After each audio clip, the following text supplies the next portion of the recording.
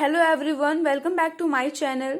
तो आज का ये वीडियो क्लास 10 के स्टूडेंट्स के लिए बहुत ही ज़्यादा इम्पॉर्टेंट होने वाला है, क्योंकि आज के इस वीडियो में हम लोग रस के बारे में डिस्कस करेंगे। तो जैसा कि आप सभी को पता है, क्लास 10 के सिलेबस में दो ही टाइप के रस हैं, एक है आपका हास्य रस, एक है करुण रस। तो इन दोनों रसों के बारे में हम बात करेंगे आज के इस वीडियो में। तो अभी तक आपने मेरे चैनल को सब्सक्राइब नहीं किया है तो प्लीज़ सब्सक्राइब करें, लाइक करें और शेयर करें, कमेंट भी ज़रूर करें।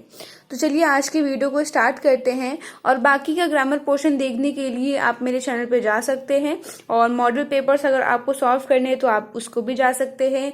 और निबंध कैसे याद करना है, संस्कृत पोर्शन कैसे तैयार करें, कौन कौन सी जीवनी याद करें, ये सब मैंने अपने चैनल पे वीडियोस बनाए हैं। तो प्लीज़ आप विजिट करिए मेरे चैनल पे और सारे वीडियोस को देखिए। चलिए फिर शुरू करते हैं और देखते हैं हास्य रस के बारे में। तो क्वेश्चन आता है, हास्य रस का लक्षण और उदाहरण दीजिए। तो देखते हैं हास्य रस की परिभाषा। किसी की आकृति यानी कि उसका शेप कह सकते हैं, वेशभूषा, उसने किस टाइप का ड्रेसिंग सेंस है, और चेष्टा आदि को देखकर हृदय में जो विनोद का भाव जागृत होता है वह हास्य कहा जाता है। यही हास्य का जब विभाव, अनुभव तथा संचारी भाव से पुष्ट हो जाता है तो उसे हास्य रस कहा जाता है। तो ये हास्य रस की सिंपल सी डिफिनेशन है। आगे देखते हैं हास्य रस के उपकरण, यानी कि इसमें हम बात करेंगे स्थायी भाव। स्थायी भाव हास्य का होता है हास्य, ठीक है। विभाव इसके दो पार्ट में होते हैं। एक पहला होता है आलंबन विभाव। आलंबन विभाव में आपका विकृत आता है, वेशभूषा आता है, आकार और चेष्टाएं ये आते हैं। और उद्दीपन विभाव में आपका आता है आलंबन की अनोखी आकृति, बातचीत तथा चेष्टाएं आदि, ये आपका उद्दीपन में आता है। अनुभव की बात करें, आश्रय की मुस्कान, नेत्रों का मिचमिचाना, अट्ठास आदि ये आता है। और संचारी भाव में हर्ष, आलस्य, निद्रा, चपलता, कंपन, उत्सुकता आदि, ये इसके 4 उपकरण थे। तो उसके बारे में हम लोगों ने बात की। अब ये है हास्य रस के इजी से एग्जाम्पल्स। आपको याद करने में ज़्यादा कठिन एग्जाम्पल्स हो तो याद करने में बहुत प्रॉब्लम होती है, तो ये कुछ इजी से एग्जाम्पल्स हैं, देखते हैं। हंसी हंसी भाजय दे की दूल्ह दिगंबर को, पाहुनी जय आवे हिमाचल के उछाह में, ये आपका पहला उदाहरण आप याद कर सकते हैं।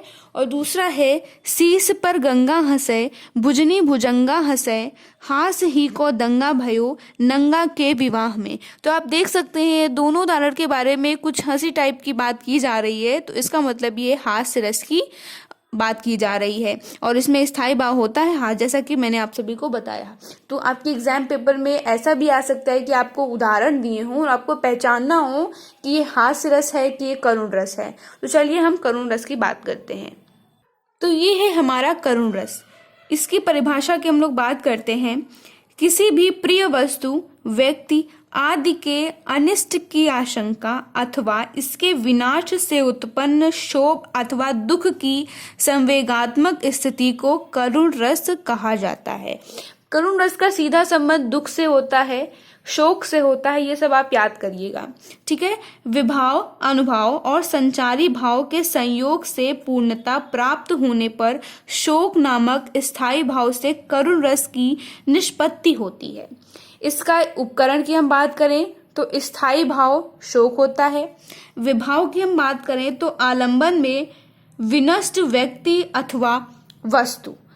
उद्दीपन की अगर हम बात करें, आलंबन का दाह कर्म, इष्ट के गुण तथा उससे संबंधित वस्तुएं, इष्ट के चित्र का दर्शन आदि, यह आपका उद्दीपन में आता है। और अनुभव में हो गया भूमि पर गिरना, निश्वास, छाती पीटना, रोदन, प्रलाप, मूर्छा, देवनिंदा, कंप आदि। मतलब ये सब सारी चीजें अगर होती हैं तो वो करुण रस में कहा जाता है कि जैसे कि छाती पीटना या रोना, शोक मनाना, कंपन होना, तो ये सारी चीजें क्या आपकी करुण रस में आती हैं।